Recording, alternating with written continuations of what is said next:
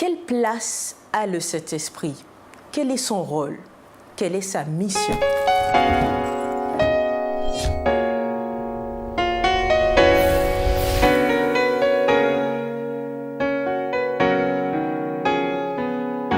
Bienvenue chers amis dans votre émission Autrement dit, c'est un plaisir pour moi de vous retrouver en présence de Patrick et de Bruno. Bienvenue à vous deux. Nous poursuivons donc l'étude autour du Saint-Esprit. La fois passée, nous avons étudié la source même de la Bible, l'origine. Et cette semaine, nous allons nous axer plus particulièrement encore sur le Saint-Esprit, comprendre son rôle, sa place, ce que nous dit la parole de Dieu à ce sujet. Justement, parlons-en directement de l'Ancien Testament au Nouveau Testament. Est-ce que le Saint-Esprit était présent? Est-ce qu'il y a des éléments au niveau de l'Ancien Testament qui nous révèlent en tout cas sa présence? Si nous partons du fait, Florence, que le Saint-Esprit, c'est une personne de la divinité, on aura l'occasion certainement dans une prochaine étude d'aller plus en profondeur sur la question, je ne peux pas imaginer qu'il y ait eu un moment dans l'histoire où Dieu n'était pas. Par conséquent, le Saint-Esprit a toujours été. Et bien entendu, sa présence couvre à la fois la période de l'Ancien Testament et du Nouveau Testament. Donc, ne serait-ce que pour parler de la création, le Saint-Esprit était à l'œuvre, puisque la parole de Dieu nous dit que l'Esprit de Dieu se mouvait au-dessus des eaux. Donc, à aucun moment de l'histoire, il n'y a eu une période où le Saint-Esprit n'était pas là. Donc, il a toujours été. Alors, est-ce que son rôle a toujours été sous le feu des projecteurs? Non. Il a plutôt été en retrait, en coulisses, pour employer des expressions humaines. Mais de l'Ancien Testament au Nouveau Testament, il était présent. J'ai parlé de la création notamment. Est-ce que c'est le simple fait de dire que le Saint-Esprit se mouvait au-dessus des eaux? Est-ce que c'était le Saint-Esprit ou simplement Dieu le Père, en somme? Comment? Ah non, la parole de Dieu nous présente Dieu le Père comme créateur, Jésus comme créateur. Mais elle dit également que l'Esprit se mouvait au-dessus des eaux. Je ne peux pas me permettre d'imaginer que cet Esprit-là soit autre chose ou une autre personne que ce que nous appelons la troisième personne de la divinité. Donc, il ne faut pas voler à la Bible ce qui lui appartient. Elle dit que la divinité dans son ensemble est impliquée dans la création. Elle le dit d'une certaine manière. Lorsqu'elle dit dans le Nouveau Testament, elle va rappeler que Jésus est le créateur de toutes choses. Nous savons que le Père est créateur, Dieu a créé, mais nous savons également que l'Esprit de Dieu se mouvait. Et c'est là où je crois qu'il faut peut-être faire en sorte de ne pas tomber dans le piège de dissocier les personnes de la divinité, de les considérer comme distinctes, oui, parce qu'il y a trois personnes, mais en même temps, de considérer que Dieu est impliqué dans la création, Père, Fils et Saint-Esprit. Je rebondis justement par rapport à la personne même de Dieu. Dieu donne son souffle de vie à plusieurs créatures, et ça se matérialise puisque les créatures vivent. Mais le souffle de Dieu n'est pas personnifié, ce n'est pas une entité propre, ça vient, c'est une constitution même de Dieu. Et si on assimile cela, on fait le parallèle avec le Saint-Esprit, certaines personnes qui nous suivent peuvent dire simplement que le Saint-Esprit, c'est être animé en fait, avoir l'esprit tourné vers Dieu, qui nous anime, qui nous inspire. Pourquoi personnifier en appelant justement le Saint-Esprit? Nous ne souhaitons pas personnifier le Saint-Esprit. En fait, c'est comme cela que la Bible nous le révèle. Quand Jésus dit « Il est avantageux que je m'en aille et que je vous enverrai le Consolateur ». Donc, en quelque part, Jésus, c'est lui qui le personnifie en le qualifiant ainsi, le Consolateur. Donc, et la Bible nous présente, en fait, et nous essayons justement de retranscrire la vérité que la Bible que le Saint-Esprit nous inspire, que la Bible nous renvoie, et nous n'essayons pas justement de la mettre à notre sauce, mais nous essayons de retranscrire la vérité telle qu'elle est dans la Bible, en fait. Alors, comment il est présenté justement dans la Bible, ce Saint-Esprit? Le Saint-Esprit, c'est une personne de la divinité, et au départ, c'est vrai que prochainement on aura l'occasion d'entrer dans la personne du Saint-Esprit, mais au départ, il faut admettre que toutes les fois où nous parlons de Dieu, que nous parlons d'une entité, d'un être qui nous dépasse. Et essayer d'en établir les contours avec la force de notre intellect ou avec notre raisonnement sera toujours limité. Donc le Saint-Esprit, surtout le Saint-Esprit, parce que autant Jésus s'est incarné et des gens l'ont vu, il a vécu sur la terre, le Saint-Esprit est je n'ai pas envie de dire indéfinissable, mais humainement, les mots n'arrivent pas à capturer la personne du Saint-Esprit et à en faire une description qui soit fidèle à la réalité. On ne le voit pas, on ne peut pas le palper. Le Saint-Esprit, alors c'est là, Dieu est esprit, et le Saint-Esprit qui est Dieu est esprit. Et par conséquent, il nous faut dépasser l'idée d'un Dieu qu'on pourrait matériellement identifier pour bien comprendre qu'il s'agit d'un être, d'une personne dont notre raisonnement ne pourra pas saisir toute l'ampleur ou les contours. On voit son action, comment alors, la Bible partage voilà, c'est son surtout action. à travers l'action du Saint-Esprit que sa réalité nous parvient. Donc j'ai parlé tout à l'heure du Saint-Esprit présent dans la création, même si la Bible ne donne pas une foultitude de détails là-dessus. Le Saint-Esprit agit surtout en l'homme, dans le cœur de l'homme. Il le prépare, le transforme. Alors, on parlait dans l'Ancien Testament tout à l'heure, le manuel d'études fait allusion au sanctuaire. Dieu utilise le Saint-Esprit pour pouvoir toucher le cœur de l'homme, le préparer, le mettre dans des conditions pour qu'il puisse accomplir la volonté de Dieu. Et je crois que c'est surtout dans cet aspect-là que l'action du Saint-Esprit est visible. Chercher à avoir quelle forme, quelle longueur, largeur ou hauteur le Saint-Esprit a, à mon avis, est une démarche qui s'avère futile pour l'homme. Il s'agit pour nous de focaliser sur quelle action le Saint-Esprit a eue à travers les Saintes Écritures et surtout quelle action l'Esprit de Dieu peut avoir en nous aujourd'hui, lecteurs et étudiants de la Bible du XXIe siècle. On se pose peut-être la question, quelle a été la place du Saint-Esprit dans l'Ancien Testament? Le Saint-Esprit a eu sa place dans l'Ancien Testament, puisque nous voyons justement que ce soit quand Dieu a fait appel à tous ces hommes pour pouvoir reproduire, construire le sanctuaire, ils ont été inspirés, que ce soit pour faire les formes, les différentes... Ils ont été inspirés par l'Esprit de Dieu, ce que nous appelons aussi Saint-Esprit. On pose aussi souvent la question, mais est-ce que Jésus était dans l'Ancien Testament? Souvent, dans l'Ancien Testament, il est fait allusion à Jésus, sans qu'on ne le sache réellement, quand il est question de fils de l'homme. Quand Nebuchadnezzar dit je vois quelqu'un semblable à un fils d'un homme. Et en fait, dans la Bible, dans l'Ancien Testament, il y a les trois personnes de la divinité. On ne les nomme pas forcément, mais ils sont présents. Et justement, quand nous étudions la Bible avec humilité et quand nous étudions et que nous sommes inspirés justement par l'Esprit de Dieu, nous savons reconnaître et toucher du doigt toutes ces personnes qui ont agi tout au long de l'Ancien Testament et que nous retrouvons à différentes phases. Bien sûr, nous verrons que plus tard que dans le Nouveau Testament, le Saint-Esprit a pleinement sa présence. D'ailleurs, Jésus lui-même le dit, il est avantageux que je m'en aille et je vous enverrai le Consolateur. Mais quel lien justement y a-t-il entre Jésus et le Saint-Esprit? Est-ce qu'il y a un lien précis ou particulier? Il y a plus qu'un lien, parce qu'il ne faut pas oublier, et là on va toucher quelque chose de mystérieux. Père, Fils et Saint-Esprit sont le seul Dieu que la Bible présente. Donc, plus fort que ça, il n'y a pas d'autre lien. D'accord? Donc maintenant, il y a un lien que l'on pourrait décrire un peu plus de manière détaillée à travers ce que disent les Écritures. Lorsqu'on parle de Jésus, tu parlais du Christ, déjà son apparition sur la scène en tant que Dieu incarné, Jésus incarné, c'est le résultat de l'action du Saint-Esprit. Marie va mettre au monde Jésus, non pas avec l'intervention de Joseph, mais par la vertu du Saint-Esprit. Donc ça, c'est déjà un lien extraordinaire. C'est ce même esprit qui va oindre Jésus lorsqu'il va être baptisé, etc. Donc Jésus, en se faisant baptiser, a reçu aussi son propre esprit, cet esprit comme... Non, mais c'est pas justement, il faut bien distinguer. C'est vrai qu'on n'a pas encore mené au bout cette étude sur la personne du Saint-Esprit. Ce sera lors de la prochaine étude, voilà. Justement, mais on parle bien de trois personnes, d'accord? On n'est pas en train de dire d'une même personne qui a trois noms différents, on parle de trois personnes, d'accord? Donc, quand on parle de Jésus, on parle bien du Père, du Fils et du Saint-Esprit, mais on parle de Dieu. Alors, c'est vrai que ça va faire bouillir notre cerveau, mais c'est cette réalité que la Bible nous présente. Donc, je crois qu'il y a une démarche à la fois pédagogique dans la relation entre l'Esprit Saint et Jésus, qui est donc, de par la conception avec Marie, je l'ai dit tout à l'heure, Père, Jésus qui va recevoir l'approbation du Père avec l'Esprit de Dieu qui va se manifester sous une forme de colombe, l'Esprit de Dieu qui va guider Jésus dans le désert, etc. Quel était son rôle, quel était le rôle du Saint-Esprit auprès de Jésus? Alors, est-ce que c'est le même avec nous aujourd'hui? Oui, il n'y en a pas deux. Hein. Le Saint-Esprit, c'est le même qui a été présent aux côtés de Jésus, le même qui a touché Marie pour la conception de Jésus. Mais Jésus avait besoin du Saint-Esprit? Si lui, il était Dieu? C'est ce qui est extraordinaire. Et nous aurons toujours ce questionnement-là pour une raison.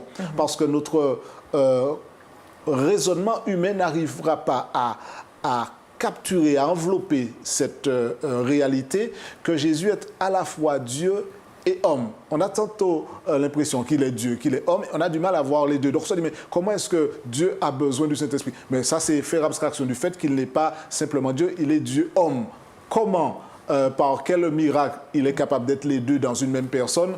Nous attendons le moment où Dieu nous révélera ça. Mais au moment où nous parlons, il ne faut pas le dire. Et dans cette conception-là de l'incarnation, du Dieu incarné, il y a cette interaction-là qui est nécessaire, qui est utile. Jésus ne peut pas dire, voilà, bon, comme je suis Dieu, je n'ai pas besoin du Saint-Esprit. Pourquoi priait-il? On nous dit que Jésus priait. Attendez, pourquoi est-ce qu'il va prier? Parce qu'il va prier à son Père. Donc là, on est en train de parler de trois personnes de la divinité qui ne forment qu'un Dieu. Donc il y a toujours cette enveloppe mystérieuse qui va nous chatouiller le cerveau et qui va mettre à mal nos raisonnements humains.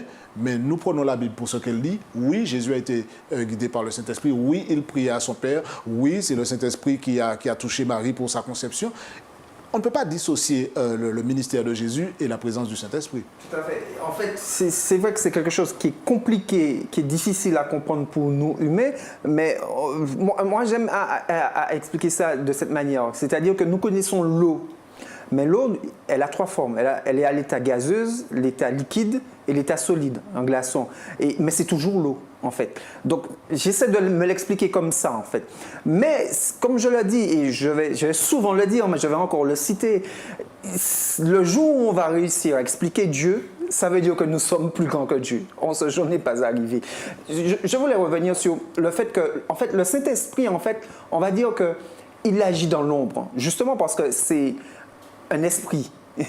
Il agit dans l'ombre, donc forcément on le voit. D'ailleurs, la Bible dit, c'est comme le vent. Le vent, nous, quand il fait chaud, on apprécie beaucoup le vent. Quand on a besoin de se faire voler un cerf-volant, on est content du vent.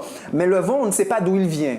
On ne sait pas d'où il vient, mais pourtant, on voit ses actions sur les arbres. On ne sait pas où il va après. Et Dieu, et la parole de Dieu dit que le Saint-Esprit est ainsi. Nous ne pouvons pas dire que nous allons capturer. Souvent, nous faisons peut-être une faute dans nos prières, ou bien quand nous parlons, nous disons, Seigneur, donne-moi ton Saint-Esprit pour que je... Seigneur, j'ai besoin de ton esprit pour que... Non, en fait, c'est le Saint-Esprit qui doit nous utiliser, en fait. Donc, en fait, nous ne devrions pas prier pour dire, Seigneur, donne-moi ton Saint-Esprit, mais Seigneur, permets que ton esprit m'utilise, en fait. Parce que c'est le Saint-Esprit qui doit nous utiliser, nous inspirer. Et pour revenir à l'Ancien Testament, je vais juste lire une citation dans Zacharie pour montrer la présence du Saint-Esprit.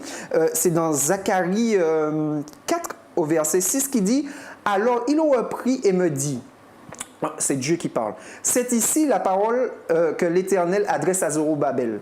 Ce n'est ni par la puissance, ni par la force, mais c'est par mon esprit, dit l'Éternel des armées. » Donc nous voyons qu'en fait, que le Saint-Esprit est omniprésent dans la Bible, que ce soit dans l'Ancien Testament jusque dans le Nouveau Testament. Et quelle est sa fonction, en définitive? La fonction première du Saint-Esprit, souvent nous pensons que le Saint-Esprit, c'est une force qui doit nous rendre forts, ou bien que c'est une force qui va nous permettre de parler en langue, ou bien que c'est une force, etc., etc. Mais Jésus présente le Saint-Esprit comme étant le consolateur et surtout comme sa première fonction, c'est ce que Jésus dit, sa première fonction, c'est de nous conduire dans la vérité, dans toute la vérité. Et nous pouvons citer plusieurs exemples, notamment dans Jean 16, où Jésus dit quelle est la première fonction du Saint-Esprit, c'est de nous conduire dans la vérité. Souvent, dans les dessins animés, on va dire, américains, ils présentent souvent un petit ange bleu et puis un petit diable à côté pour dire que celui-là, il donne des mauvais conseils et celui-là... on va dire qu'ils sont inspirés par l'origine chrétienne de cette nation. Mais en réalité, le Saint-Esprit, il nous parle souvent, en fait. Souvent, nous entendons les gens dire « Ah, une idée m'a dit de ne pas faire par là, j'ai fait par là. » Quelle idée qui t'a dit ça? Nous ne savons pas mettre le doigt sur les choses, mais Dieu nous parle de différentes manières, mais souvent nous étouffons cette voix, en fait. Rebondir sur ce que Bruno disait. Le Saint-Esprit nous conduit dans la vérité. J'ai eu l'occasion de le dire précédemment. J'aime bien la déclaration biblique qui présente la vérité comme étant Jésus. Et c'est ce que j'aime dans le ministère de l'Esprit, j'ai envie de dire, c'est toujours de nous conduire vers Jésus. Parce qu'on peut tourner la question dans tous les sens. L'être humain et son salut, c'est une des questions les plus importantes, sinon la plus importante. Notre raison d'être sur cette terre, c'est pas simplement d'être là, de vivre un moment et puis après de disparaître après bien des douleurs.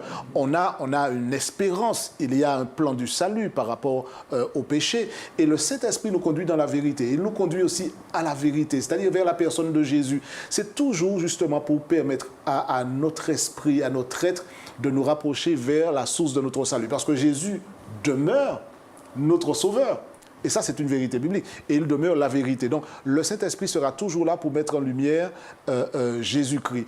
Et c'est ce qui est intéressant, c'est que quand on parle des trois personnes de la divinité, le Saint-Esprit n'est pas là pour dire, bon, eh bien, pousse-toi Jésus pour qu'on me voit un peu mieux, etc. En fait, ce n'est pas l'objectif de l'Esprit d'être sous le feu des projecteurs, mais d'accomplir justement cette action extraordinaire, de conduire, de toucher les cœurs, d'amener vers la vérité, vers Jésus, de glorifier Jésus, pour reprendre l'expression du manuel. Vraiment dans les coulisses, en quelque sorte. Oui, on peut dire ça aussi. Je pense que nous ne le voyons pas, qu'il n'existe pas. Il y a bien des choses que nous ne voyons pas. Il y a un prédicateur qui avait pris une radio et qui l'avait fait écouter à l'Assemblée. Et il a dit, est-ce que ces voix sont dans la radio? Et bien sûr, tout le monde a dit que non. Eh bien, ces voix viennent par rapport aux ondes. Les ondes, on ne les voit pas. Pourtant, elles existent. D'ailleurs, on doute même que ça donne des cancers. Mais on ne les voit pas. Et pourtant, on voit bien leur action. Donc, le Saint-Esprit, pareil, nous ne le voyons pas, mais il a une action omniprésente dans notre vie, en fait. Alors, qu'est-ce que vous pensez quand Jésus parle à Nicodème? Alors, vous trouverez l'histoire de Nicodème dans Jean 3, les versets 3 à 8, quand Nicodème demande à Jésus que faudrait-il faire pour être né de nouveau. Et Jésus lui dit d'être baptisé non seulement d'eau, mais d'esprit. Alors, quelle est l'importance, le sens même du baptême de l'esprit? Je crois que c'est peut-être une des déclarations les plus importantes pour nous, parce que l'objectif de Dieu, c'est que l'être humain qui a été touché par le péché soit réuni avec lui finalement et que le péché ne soit plus et que l'homme s'empare du don gratuit de la rédemption en Jésus. Donc quand Jésus parle à Nicodème, en fait, il est en train de nous parler à nous aussi, naître d'eau et d'esprit. Pas simplement d'accomplir l'acte symbolique qui est d'enterrer sa vie passée dans l'eau du baptême et puis d'être une nouvelle créature. Il est question d'une régénération spirituelle. Et c'est là où l'action de l'esprit intervient. Le baptême d'eau est important, comme il le dit à Nicodème, mais le véritable baptême, c'est le baptême d'eau et d'esprit. Donc il est nécessaire que l'individu qui répond à l'appel de Jésus non seulement le manifeste en passant par le baptême, mais soit l'objet aussi de la régénération de l'esprit. Il a besoin. Comment on peut recevoir ce baptême d'esprit? Eh bien, justement, en ouvrant son cœur. Il nous faut être des mendiants spirituels. Dire, Seigneur, je ne peux pas me transformer moi-même, j'ai besoin que ton esprit me transforme.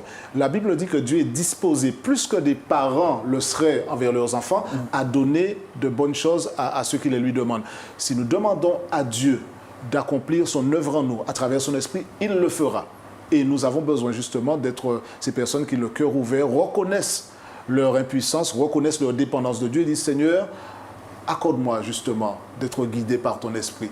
Et le Seigneur n'attend que cela, que son esprit puisse venir en nous et il accomplit son action. Donc il ne faut pas s'attendre à ce que ce que je dis là soit une description d'une expérience où on est debout dans une position et puis on verra une manifestation particulière. C'est souvent une œuvre silencieuse, comme le vent qui est parfois bruyant, mais le vent en fait on ne le voit pas, on ne perçoit pas son action.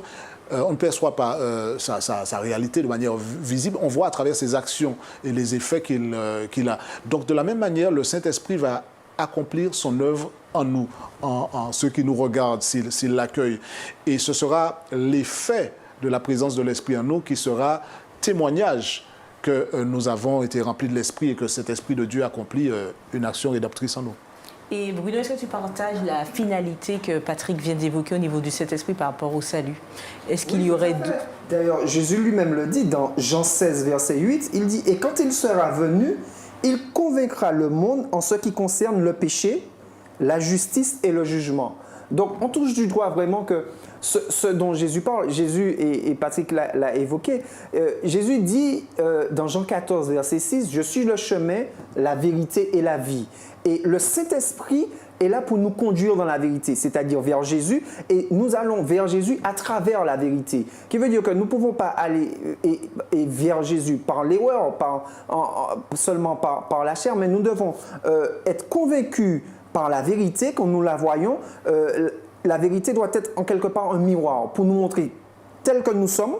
Elle doit nous montrer notre état et nous montrer quelle est la voie à suivre.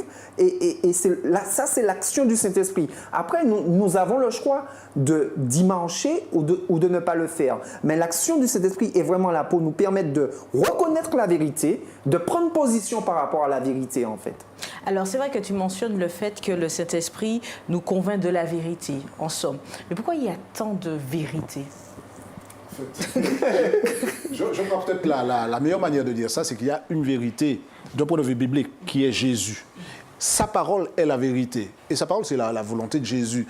Il y a beaucoup d'interprétations, il y a beaucoup de théories, il y a beaucoup de visions. Oui, il y en a peut-être autant qu'il y a d'êtres humains sur la planète parce que chacun veut injecter dans le texte ses a priori ou sa vision ou son éclairage. Ne pas avoir cette attitude et se laisser imprégner. Je reviens à ce qu'on disait, nous l'avions vu lors d'une étude précédente, la parole de Dieu qui révèle la volonté de Dieu, qui est la vérité, a été donnée à l'homme par le processus d'inspiration, c'est-à-dire l'action du Saint-Esprit en l'homme que Dieu a utilisé. Je ne peux pas aborder ce texte-là sans demander à l'Esprit de m'éclairer. Et je crois que l'Esprit de Dieu, s'il m'utilise, ou il utilise Bruno, ou n'importe lequel de nos amis, il nous conduira dans la vérité. Il ne peut pas conduire le Saint-Esprit, Bruno, à croire que Jésus c'est une créature, et puis moi, à croire que Jésus n'a pas été créé, mais qu'il est Dieu de toute éternité, puisque la révélation biblique sera soutenue par le Saint-Esprit. Et si ça se produit, c'est dans la mesure où s'il y a une différence entre, il y en a. Et pourtant une même démarche de convier le Saint-Esprit dans l'étude, est-ce que cela signifie qu'il y a un égo surélevé ou autre? Je ne crois pas. Alors, loin de nous l'idée de porter jugement, mais je fais un constat qui est simple. Je dis que le Saint-Esprit conduit dans la vérité, il ne peut pas conduire vers l'erreur. Mais qui peut dire que nous sommes dans la vérité? Qui peut interpréter la vérité? Nous avons deux éléments. Nous avons le repère qui est la Bible. Donc si on me demande, je ne sais pas moi, quel est le jour du repos, ou bien si on me demande quel est l'état de l'homme dans la mort, je plongerai dans ce que Dieu nous a révélé à travers sa parole et je laisserai la Bible parler pour elle-même. Et je le ferai avec l'éclairage du Saint-Esprit. Maintenant, je peux venir et croire que parce que j'ai étudié, j'ai fouillé, je suis intelligent, je sais raisonner, ma démarche est rationnelle, que je peux éclairer moi-même le texte au lieu de me laisser éclairer par l'Esprit de Dieu. Donc il y aura toujours, tant qu'il y aura des hommes, il y aura toujours des interprétations divergentes, etc. Alors après, certaines divergences sont légères. On peut avoir des nuances ou des regards différents. D'ailleurs, même dans la Bible, Paul et Pierre, à un certain moment, ils avaient une vision un petit peu... je n'ose pas dire divergente, mais il y avait des nuances de vision sur certaines choses, ou même des accents qui sont mis différemment selon les thèmes. Jacques va être celui qui va mettre beaucoup l'accent sur la piété pratique, d'accord, et puis d'autres auteurs vont plus parler de l'action de l'esprit de manière générale. Donc, je ne vais pas porter jugement sur celui-ci pour dire « Ah, tu ne connais pas Dieu et tu as rejeté le Saint-Esprit parce qu'il pense différemment de moi ».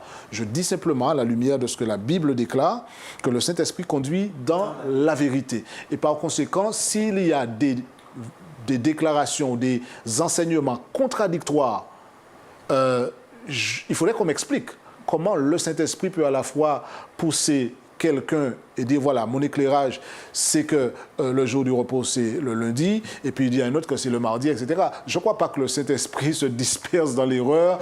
Et non, le Saint-Esprit conduit dans la vérité. Et c'est pourquoi il nous faut aborder le texte biblique toujours avec l'éclairage du Saint-Esprit. Et je n'ai pas à juger l'autre, j'ai simplement à demander à Dieu, Dieu éclaire-moi. Mon savoir ne sera jamais suffisant pour décrypter les vérités bibliques. Une question, comment savoir qu'on est animé du Saint-Esprit?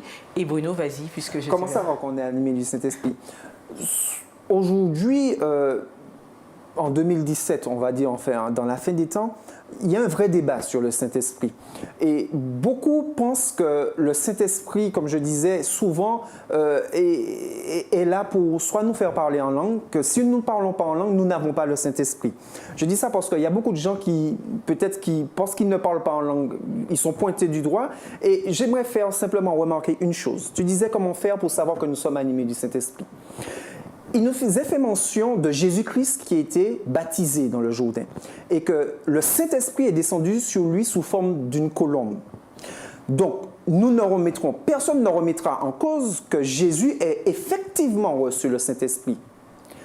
Qu'est-il arrivé après? Jésus l'a-t-il parlé en langue? Non. Jésus a été conduit dans le désert où il a été tenté par le diable, et où nous voyons l'action du Saint-Esprit qui a conduit Jésus dans toute la vérité, quand bien même le diable venait avec l'Écriture, pour le tenter avec l'Écriture. Jésus savait déceler, voir l'erreur et voir la vérité. Et nous voyons que Jésus a remporté la victoire par rapport à la vérité biblique, par rapport à la vérité du message. Mais à aucun moment, nous n'avons vu de manifestation extravagante, mais nous avons vu que Jésus était complètement dans la vérité et a remporté la victoire par rapport à cette vérité. Alors, mettons Jésus en parallèle avec nous et pratiquement dans notre vie dans tous les jours, comment on peut savoir qu'on est nous-mêmes animés du Saint-Esprit? Jésus a dit que on reconnaîtra ceux-ci qui viennent de moi, qui viennent du Père, à l'amour qu'ils manifestent. Le souci, c'est qu'aujourd'hui, nous voulons faire tout un tas de choses. Nous voulons guérir des malades, nous voulons faire tout plein de choses extravagantes, alors qu'une simple chose qui pourrait montrer qu'effectivement que nous sommes animés du Saint-Esprit, c'est Jésus même qui le dit, c'est que nous pratiquions l'amour envers les uns et les autres. Et ça, nous avons du mal. Mais nous voulons parler en langue, nous voulons guérir des malades, alors que Dieu nous demande déjà toute une base. La première base, que nous puissions nous entendre les uns les autres. À ceci, on reconnaîtra que vous êtes... Est-ce que tu fais par référence là, Bruno, au don que le Saint-Esprit permet de démultiplier pour, oui, en quelque sorte? Oui, mais le premier don, c'est l'amour. Il dit que vous allez pouvoir prêcher, etc., etc., mais si vous n'avez pas l'amour, vous n'êtes rien. Alors Patrick, qu'est-ce que tu partages? La Bible dit clairement que le fruit de l'esprit, c'est l'amour.